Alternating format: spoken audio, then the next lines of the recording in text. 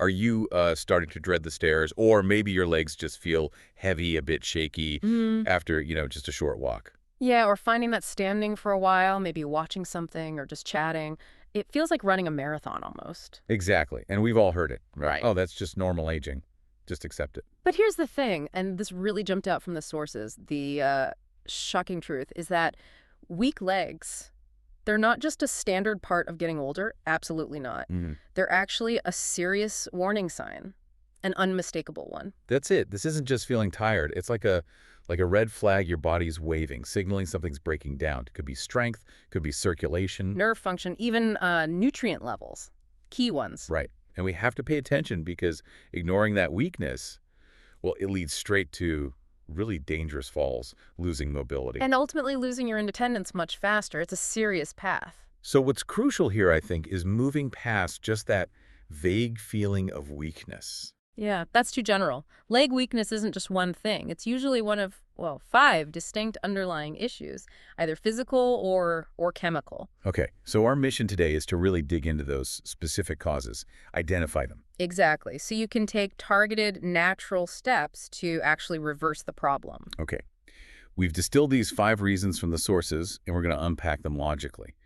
Let's start with the most obvious physical part, the muscles themselves. So our first category is all about that muscle structure. This is cause number 1, sarcopenia, or, accelerated muscle loss. Sarcopenia. Yeah, it's a bit sneaky, this one. We know muscle loss technically starts way back in our 30s, but the sources really stress that after 60, it speeds up a Well, lot. how much are we talking? Well, if you're not active during this time, the data suggests you could lose potentially up to 30% of your total muscle mass by your 80s. 30%. Wow, that's Yeah. that's huge. It's an enormous amount of strength and stability to just let go. And it's not just the amount of muscle, is it? The sources mention the quality changes too. That's a key point. Our fast twitch fibers, the ones you need for like quick reactions, catching yourself if you stumble, they tend to go first. Ah, okay. So that translates directly into those feelings people get. Exactly. That heaviness in the legs, feeling fatigued really quickly, even after minimal effort. Or you might actually see your thighs and calves looking thinner. The muscles are literally shrinking. They are, and it makes just basic stability a constant challenge. So how do we fight back? What's the action plan here? Well, the number one thing, according to the sources, is resistance training. And look, people hear that and think, heavy weights, Jim. Right, intimidating. It doesn't have to be. The key is consistent, simple movements.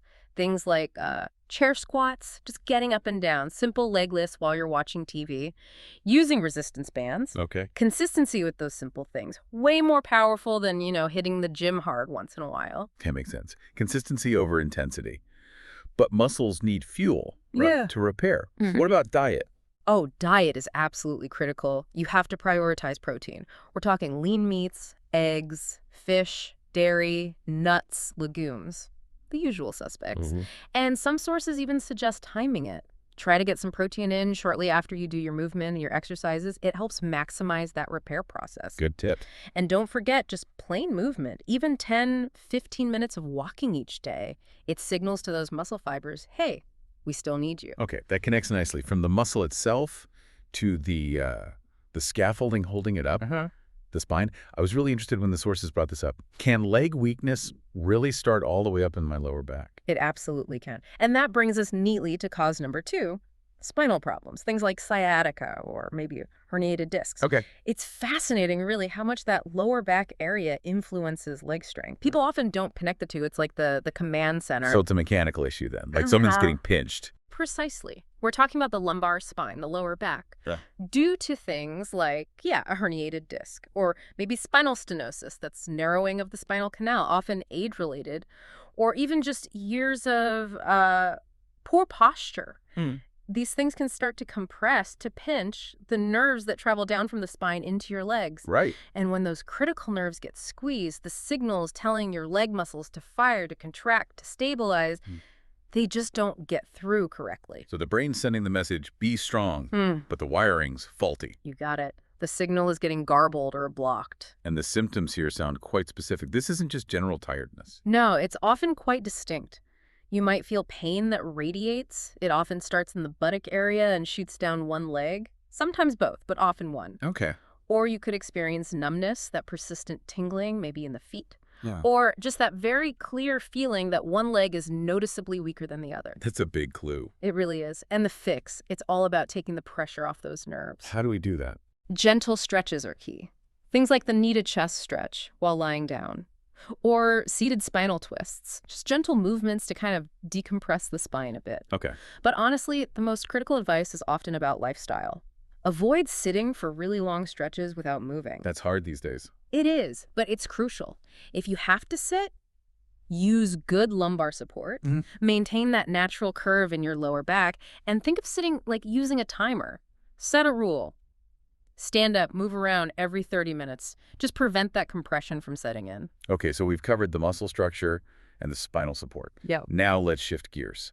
What happens when the delivery system fails? The supply lines, getting fuel and oxygen to those structures. This is a really big one. It brings us to cause number 3, poor circulation. Medically, this is often called peripheral artery disease, or PDA. PAD. Okay, and you described it like a plumbing problem. Exactly like plumbing. Think of the arteries in your legs as pipes, and over time, they can start to get clogged up with plaque. And the symptoms are very distinctive. If your legs often feel cold, maybe numb, or if they cramp up specifically when you walk, that's a huge red flag. Okay, cramping when walking. Yes. And here's the absolute defining symptom that often differentiates it. The pain, usually in the calves, it gets better or completely goes away when you stop walking and sit down to rest. Okay, that's specific. It's called intermittent claudication.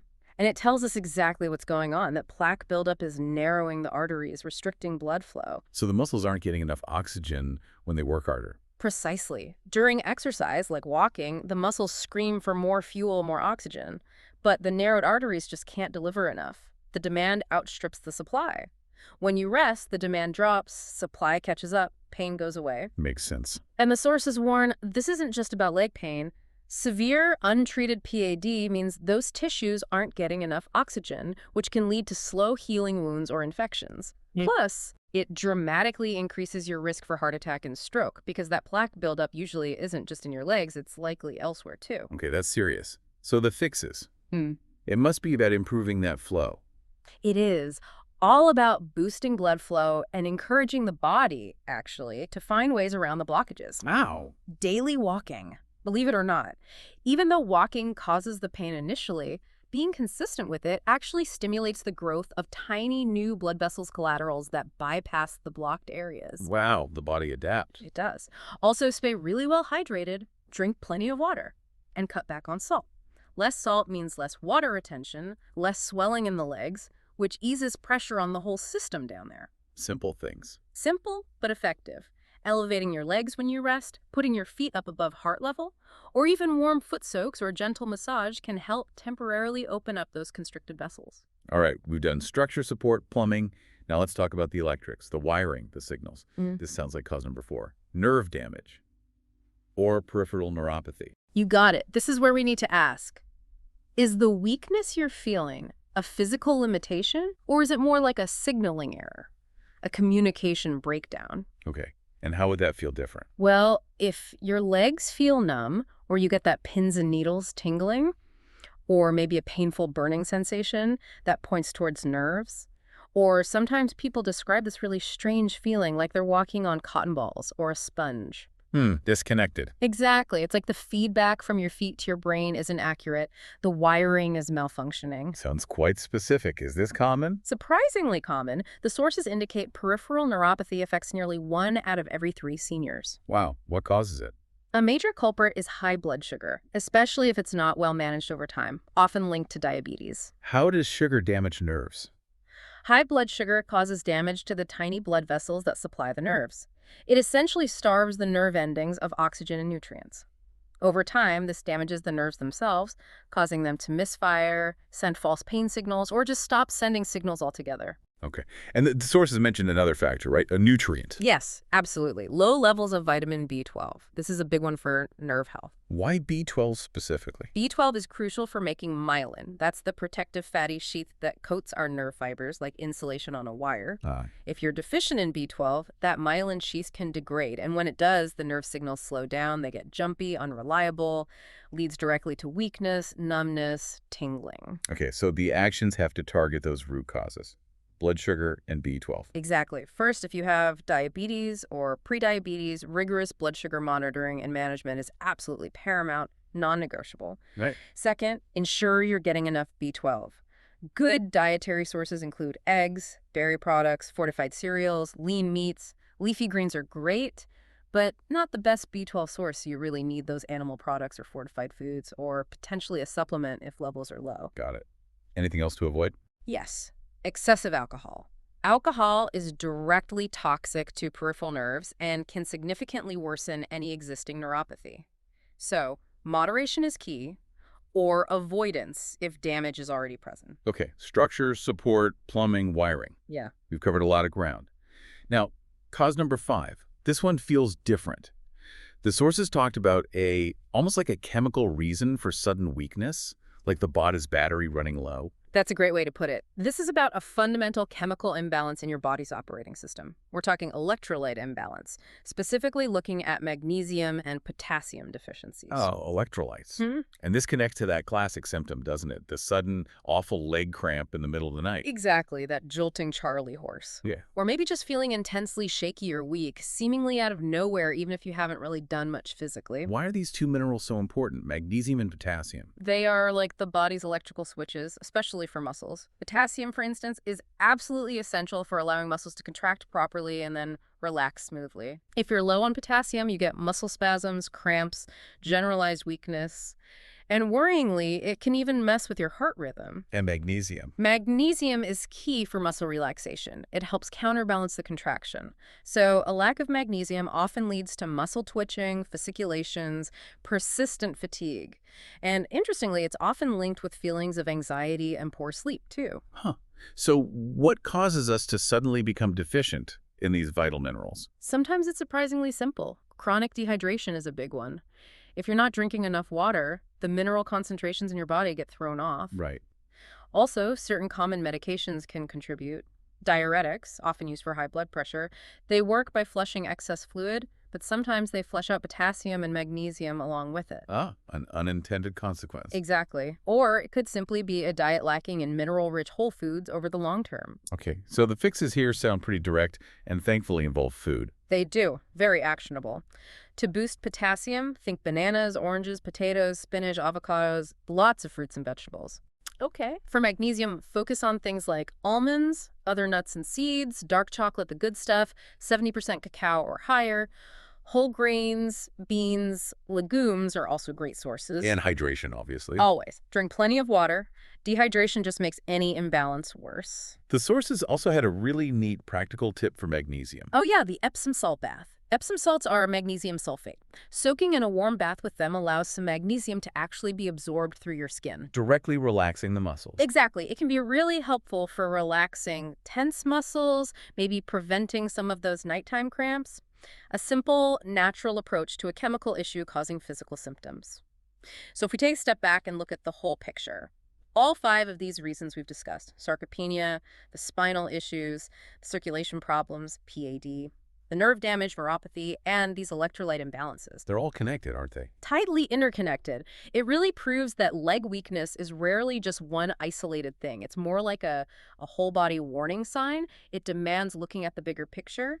Right. It's not just old legs. Yeah. Okay, we've given everyone a lot to think about, a real roadmap. Let's quickly summarize those 5 key action steps that came out of the sources. Simple things people can start doing, like today. Okay, number 1. Strength train daily, even just 5 minutes.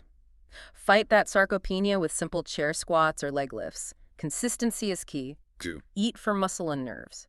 Get enough protein to rebuild muscle. Make sure you're getting B12-rich foods like eggs and dairy for nerve health. 3. Hydrate and balance. Drink plenty of water. And pay attention to those minerals. Potassium and magnesium-rich foods are crucial. 4. Check your spine posture. Use lumbar support when sitting. Be mindful of your posture. And crucially, get up and move every 30 minutes. Don't stay compressed. And finally, number 5. Walk for flow. Walk every single day. It improves circulation, helps build those collateral blood vessels around any blockages in your legs. Okay, weak legs are definitely a signal we need to listen to. But the good news is there are clear, actionable solutions across diet, movement, posture. Absolutely. Natural solutions are available. Thank you so much for walking us through these sources. Our goal here was really to give everyone listening that shortcut, the distilled understanding of this really vital topic. And hopefully, the most empowering takeaway is that you now have 5 specific areas to look into, not just this vague worry about getting older. Exactly. So here's our final thought for you to take away and mull over. We talk about very specific symptoms: the tingling, the cramps that wake you up, the calf pain that stops when you rest. Based on those clues, which one of these 5 reasons feels like it might be the primary driver for you right now? Hmm. And more importantly, what's the one simple action? Maybe starting that 5-minute daily walk. Maybe consciously upping your water and potassium intake. Maybe trying that Epsom salt bath. What's the one thing you'll commit to investigating first? Don't wait until that warning sign becomes a permanent roadblock.